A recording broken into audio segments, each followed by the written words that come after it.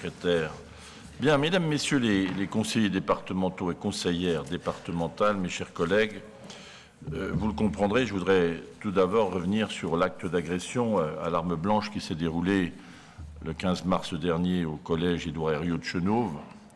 Des faits inqualifiables qui montrent bien qu'il y a une montée de la violence, à l'intérieur même de l'école. Évidemment, dès que j'ai eu connaissance, dès que j'ai été informé des faits qui venaient de se dérouler, je me suis immédiatement rendu sur place. J'ai rencontré avec le recteur, le préfet de région, la principale. J'ai vu aussi, j'ai eu notre agent qui a été courageux et qui a eu les bons réflexes pour éviter le pire, et je les ai assurés, ces collégiens, leurs familles, de notre solidarité dans cette période qui était, vous l'imaginez, un profond traumatisme pour toute la communauté éducative dans son ensemble dans le département. Donc oui, je veux saluer le courage de la principale de la Chambre qui sont intervenus pour donner l'alerte. Leur attitude, les protocoles qui ont été mis en place ont permis d'éviter le pire. Dès la semaine dernière, j'ai adressé un nouveau courrier au lendemain de ce qui aurait pu être un drame. J'ai adressé un nouveau courrier à tous les principaux de collèges des 54 collèges publics et privés, en leur indiquant que nos services étaient bien évidemment à leur entière disposition pour adapter, si nécessaire, avec le degré de violence qu'on observe, pour adapter les systèmes de sécurité que nous avons mis en place dès 2016 avec des alarmes anti-attentats et intrusion, le renforcement des contrôles d'accès, des réseaux de caméras en lien avec les municipalités, l'agrandissement et la création de portails adaptés dans les collèges. Vous l'avez vu, la ministre de l'Éducation nationale s'est rendue, c'est dire l'émotion que ça a suscité dans le pays tout entier. La ministre de l'Éducation nationale s'est rendue au collège Édouard Herriot lundi dernier en présence de Catherine Nuy. Et je crois que chacun des intervenants a salué les efforts accomplis par le département pour protéger les collégiens et l'ensemble de la communauté éducative. Et bien sûr, il faut continuer d'agir. Vous l'avez vu, depuis hier soir, nous sommes passés en vigie pirate renforcée, haute intensité. Donc, évidemment qu'il faut continuer d'être extrêmement vigilant. Mais il faut aussi que le collège reste un lieu de sérénité, un lieu ouvert où l'apprentissage doit se faire dans les conditions les plus apaisées possibles. Et c'est aussi ce message que je voulais aussi dire publiquement à l'ouverture de cette session en votre nom à tous. J'ai invité aussi les chefs d'établissement à nous faire remonter toutes les problématiques d'adaptation de leur système de sécurité. J'ai invité également le directeur général des services à prendre toutes les mesures de sécurité concernant nos propres agents, car eux aussi sont parfois exposés à des mouvements de colère ou à des mouvements de violence. Enfin, tout cela traduit un climat social extrêmement tendu, avec en toile de fond un avenir économique très incertain dans le contexte international que nous traversons, et des déficits budgétaires de l'État qui sont préoccupants. Disons-le franchement, une dégradation de la note de la France aura sans doute des conséquences lourdes. Et les départements seront en première ligne. Donc je voudrais placer cette session dans le climat particulier que nous traversons de violence et de plan Vigipirate renforcé, donc que nous placions notre session sous le signe de l'esprit de responsabilité qu'on doit avoir et de rassemblement, en tout cas autour des valeurs que nous avons en partage. Alors, évidemment que nous sommes attendus, nous les départements, je vous le disais, nous sommes en première ligne. Et nous allons le rester tout particulièrement dans les mois qui viennent. Nous sommes particulièrement attendus d'abord par les plus fragiles. Et la situation, alors que nous n'avons jamais été aussi attendus, nous avons une situation financière qui n'aura, elle aussi, jamais été aussi compliquée, du fait de la chute des DMTO et de l'explosion de nos dépenses sociales. Vous connaissez les chiffres, mais je veux les rappeler. Pour notre seul département, depuis 2022, nous avons eu 32 millions d'euros de dépenses sociales supplémentaires. Vous entendez bien ? 32 millions d'euros de dépenses supplémentaires. Et dans le même temps, je le dis devant la présidente de la Commission des finances et le rapporteur général, Patrick Chappuis, et Martine Eap, donc dans le même temps, nous avons enregistré une chute de nos droits de mutation de 21 millions d'euros. Donc vous voyez le gap. 32 millions, 21. Naturellement, je me suis entretenu de cette situation avec le Premier ministre et je lui ai dit que la situation des départements, au moment où on laisse entendre qu'on pourrait faire appel à la solidarité des collectivités territoriales par rapport à la situation du budget de l'État, moi je l'ai dit très clairement, la situation n'est pas tenable et tout effort financier qui nous serait demandé supplémentaire serait proprement insupportable pour les départements de France. Moi, ce que je souhaite d'abord, c'est de demander au gouvernement qu'il arrête de multiplier les annonces non financées, comme il l'a fait récemment avec la suppression de l'allocation spécifique de solidarité. Vous savez, c'est cette dotation qui intervient à la suite des droits. Et donc, on se retrouve là avec un transfert annoncé vers le RSA. Évidemment, ça aura une conséquence très lourde, puisque vous le savez, nous finançons plus de la moitié du RSA. Et on estime que pour notre département, c'est une charge supplémentaire, avec ce simple phrase, la suppression de l'ASS, de pratiquement 8 millions d'euros. 8 millions d'euros supplémentaires. Face à la détérioration donc, des finances publiques, qui appelle là aussi à beaucoup d'esprit de responsabilité, moi je demande au gouvernement un vrai travail de fond pour qu'on puisse mieux agir et que la première des réformes, elle s'adresse d'abord à l'État lui-même. C'est à l'État de se réformer et de rechercher les voies de l'efficience. En tout cas, nous devons travailler tous pour agir plus efficacement encore au service des Français. En clair, moi ce que je demande, c'est que là où le département est le plus pertinent pour agir en proximité, bien qu'on nous en donne tout simplement, qu'on nous donne les moyens de le faire. Parce qu'on le voit bien, quand on travaille de manière coordonnée, État, département, et je veux saluer la qualité des relations que nous entretenons avec la préfecture, en particulier avec le préfet de région, préfet de la Côte d'Or, partout, lorsqu'on travaille de manière coordonnée, on obtient des résultats. Pour preuve, l'expérimentation France Travail, dont d'ailleurs qui a fait débat entre nous, je me souviens des débats que nous avons eus, mais en tout cas, nous avons travaillé avec les services de l'État, notamment avec Pôle emploi devenu France Travail, et les résultats sont là extrêmement encourageants pour le retour à l'emploi des bénéficiaires du RSA. Les chiffres sont là, vous les verrez dans le rapport, on a l'occasion de s'exprimer sur ce sujet, de vous exprimer en tout cas sur ce sujet. Nous avons eu 291 bénéficiaires du RSA qui ont retrouvé le chemin de l'emploi sur le secteur concerné. 291, c'est 16,8% des bénéficiaires du RSA, donc vous imaginez, à peine un an d'expérimentation, alors que la moyenne nationale était d'un retour vers l'emploi d'environ 10%. Donc ça veut dire que là, nous sommes le département qui a obtenu le meilleur résultat parmi les 18 territoires expérimentateurs, et je veux remercier Emmanuel Coin, comme l'ensemble des services qui ont suivi tout particulièrement et participé à cette expérimentation qui vise à accompagner au plus près les personnes sur leur chemin de retour vers l'emploi. Évidemment qu'il a fallu investir aussi en personnel, hein.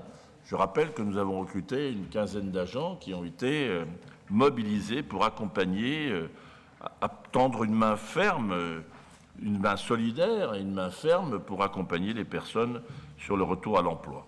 Donc merci à nos agents des agences Solidarité Côte d'Or qui se sont impliqués fortement. Il faut continuer de renforcer l'accompagnement pour l'insertion professionnelle des bénéficiaires du RSA. Notre objectif, ça doit être de les orienter aussi vers les métiers en tension, parce qu'on est dans une situation paradoxale. Il y a encore trop d'entreprises et de services qui ont des difficultés à recruter dans notre pays, en particulier dans notre département.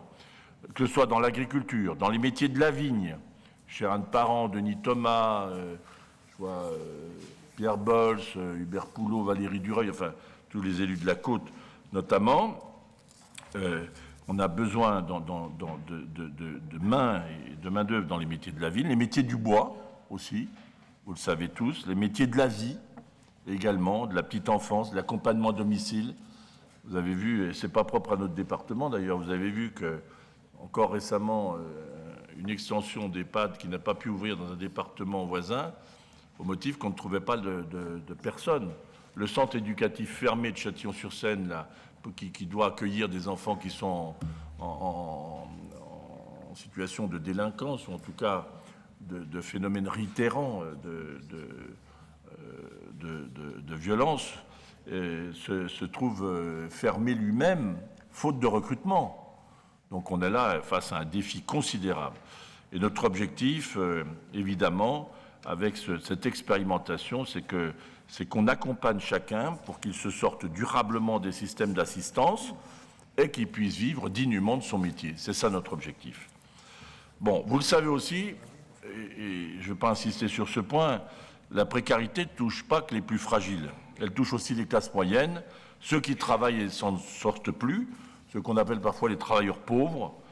Alors pour aider au pouvoir d'achat des familles, vous savez, on a pris toute une série de dispositifs, y compris pour accompagner, avec un coût d'énergie qui reste très élevé, d'essence ou de gazole, dont on accompagne les personnes aussi pour pouvoir aller au travail.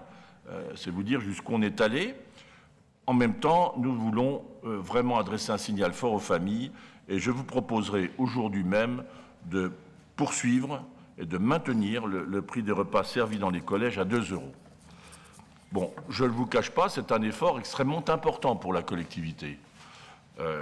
C'est de l'ordre de l'an prochain, pour la prochaine année, ce sera de l'ordre de 5,6 millions d'euros de dépenses supplémentaires pour le département pour maintenir ce prix à 2 €.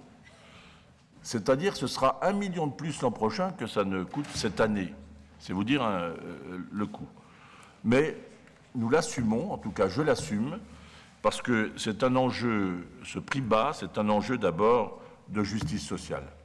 Je n'ignore pas que c'est un des plus bas prix de France, mais c'est un choix que nous assumons, parce que c'est un choix qui préserve le pouvoir d'achat des familles, dans un contexte où l'inflation reste très élevée, puis c'est un choix qui permet aussi à tous les enfants, à tous les jeunes de Côte d'Or qui le souhaitent de pouvoir bénéficier d'un repas complet.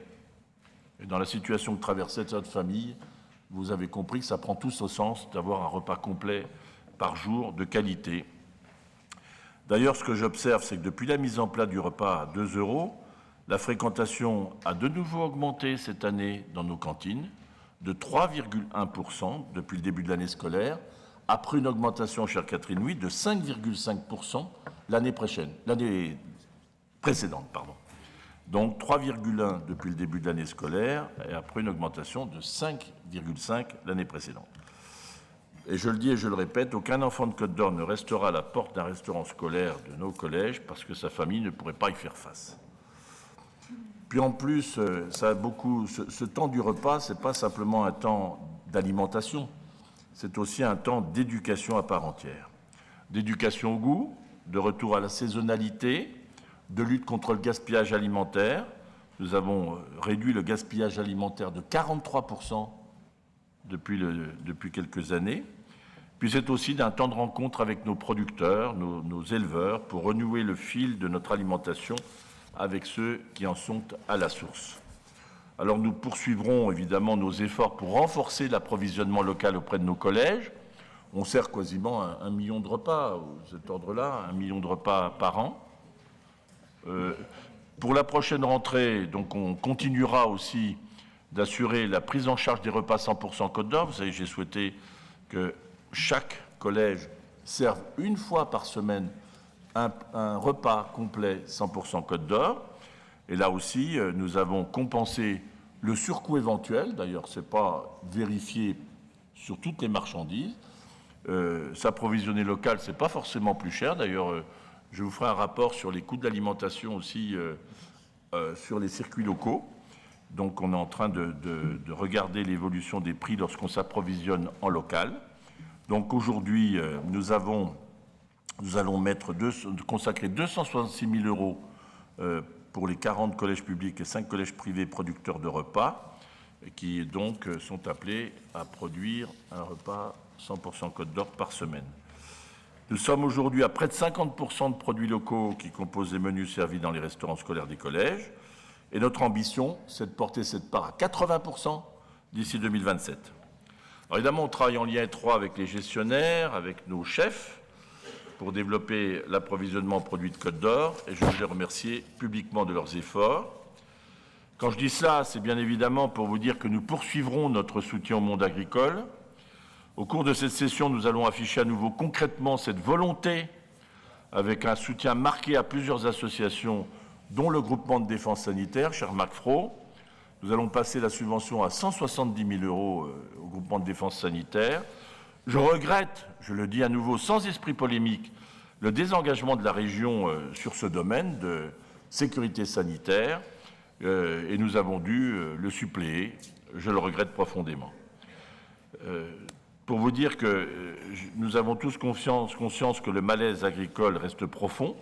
Il y a eu récemment l'Assemblée des jeunes agriculteurs et donc on continuera d'accompagner le monde agricole parce que nous avons entendu ce cri d'alarme de nos producteurs qui ne demandent qu'à vivre dignement de leur travail, être reconnus pour la mission essentielle qu'ils assurent, nourrir la population.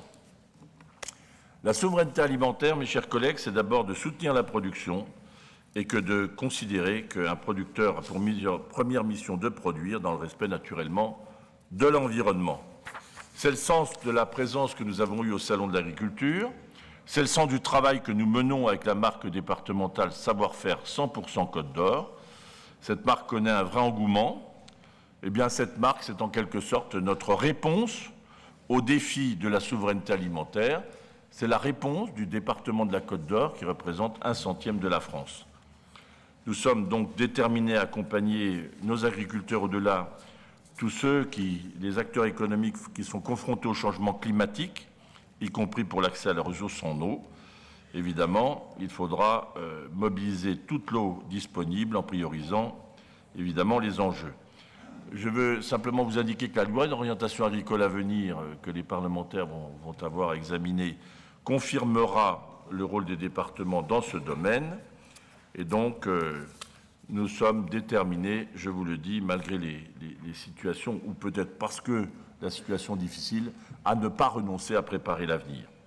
On va continuer d'investir aux côtés des acteurs économiques et des communes, parce que l'investissement public, c'est de l'emploi, l'investissement public, c'est de l'activité, et donc ce sont aussi des services qui sont attendus par nos compatriotes.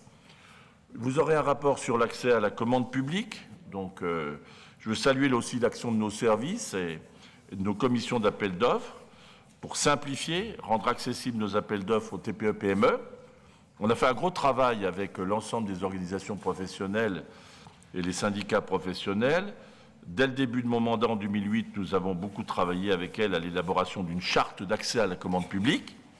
La démarche a porté ses fruits puisqu'aujourd'hui, je vous le confirme, 67% du montant des marchés hors acquisition de logiciels, qui restent des domaines plus particuliers, hors acquisition de logiciels, 67% des marchés sont assurés par des entreprises côte-d'oriennes. Pour faire face à cette situation, nous devons continuer dans les prochaines années de rechercher toutes les voies d'efficience de nos propres fonctionnements. Je vous présenterai dans les prochaines semaines la nouvelle organisation de nos services et notamment la création de la grande direction du numérique et de l'intelligence artificielle. Je ne sais pas si le nouveau directeur est là. Il va nous rejoindre. Bon, je vous le présenterai après. Donc on va créer une nouvelle direction de numérique et de l'intelligence artificielle. Vous savez que sa création ouvrira de nouvelles perspectives au pilotage de nos politiques avec l'arrivée de nouveaux métiers. On mettra d'ailleurs à disposition des communes toutes ces possibilités offertes par l'intelligence artificielle. On a recruté récemment un géomaticien, Gilles Grisard, qui est responsable de la mission Système d'information géographique. D'ailleurs, juste après la discussion générale, je lui proposerai de nous présenter en quelques minutes les nouveaux outils de données géolocalisées qui ont été mis en place et qui seront donc confortés. Il est là ? Vous pouvez vous lever, comme ça on va déjà vous voir. Voilà, notre responsable de la mission au système d'information. Et il est très bon. C'est plutôt bien. Et puis, voilà, vous le voyez, il faut qu'on s'organise face aux nouveaux défis et c'est une absolue nécessité. Pour autant, on se réorganise, mais en même temps, je vous le redis, on restera présent territorialement. Vous savez que nous sommes profondément attachés à notre présence territoriale dans le monde rural comme dans les quartiers. Cette présence territoriale, c'est une chance. C'est une chance de travailler et d'être au service de la population des Côtes-d'Oriens en proximité. Cette chance, elle doit être préservée.